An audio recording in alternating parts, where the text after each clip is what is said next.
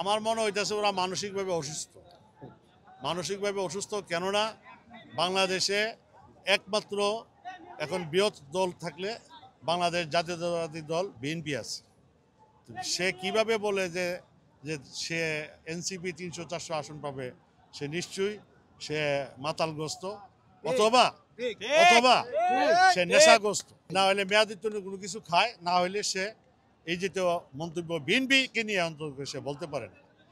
আজকে আমরা এখানে বাংলাদেশ জাতীয়তাবাদী দল ব্রাহ্মণবাড়িয়া জেলার দলমত নির্বিশেষে সকলকে ভেদাভেদ উপেক্ষা করে ঐক্যবদ্ধভাবে আমরা শহীদ রাষ্ট্রপতি জিয়াউর রহমানের মাজারে এসেছি ওনাকে শ্রদ্ধা নিবেদন জানানোর জন্য। আমরা এসেছি ওনার মাজারে মাগফিরাত কামনার জন্য। পাশাপাশি আমাদের ভারপ্রাপ্ত চেয়ারম্যান জনাব তারেক রহমানকে ধন্যবাদ জ্ঞাপন করছি। ব্রাহ্মণবাড়িয়া জেলায় একটা অত্যন্ত সুশৃঙ্খলভাবে একটা শৃঙ্খলার সহিত একটা কমিটি দিয়েছেন, যেই কমিটি ব্রাহ্মণবাড়িয়া জেলার আগামী নির্বাচনে তারেক রহমান যাকে মনোনয়ন দিবে সকলকে মতামত উপেক্ষা করে তাকেই আমরা ব্রাহ্মণবাড়িয়া জেলার ৬টি আসন ইনশাল্লাহ আমরা দানের শীষকে উপহার দিব।